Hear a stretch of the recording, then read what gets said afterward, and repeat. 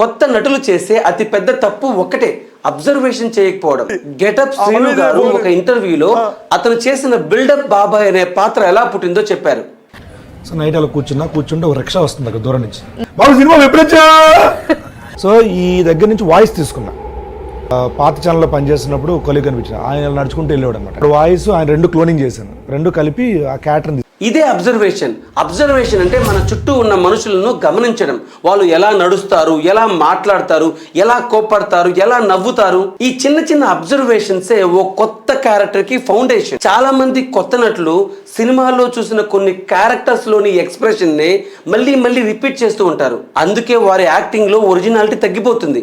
అది ఒక ఇమిటేషన్ లాగా మొనోటనస్ గా మారిపోతుంది. ఒరిజినల్ క్యారెక్టర్స్ ని సృష్టించాలంటే మీ చుట్టూ ఉన్న మనుషుల్ని అబ్జర్వ్ చేయడం అలవాటు చేసుకోండి. రోజుకో 5 నిమిషాలు ఒక మనిషిని అబ్జర్వ్ చేయండి.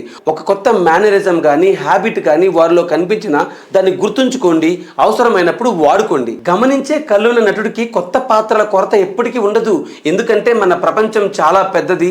మన చుట్టూ ఉన్న మనుషులు నడిచే నటన పుస్తకాలు. అయితే ఇకనేం అబ్జర్వ్ చేయడం మొదలు పెట్టండి, కొత్త పాత్రలను సృష్టించండి. ఇలాంటి మరెన్నో యాక్టింగ్ టిప్స్ తెలుసుకోవడానికి షేర్ చేయండి, సబ్స్క్రైబ్ చేయండి, ఫాలో చేయండి ఇన్లా థియేటర్ సర్కిల్.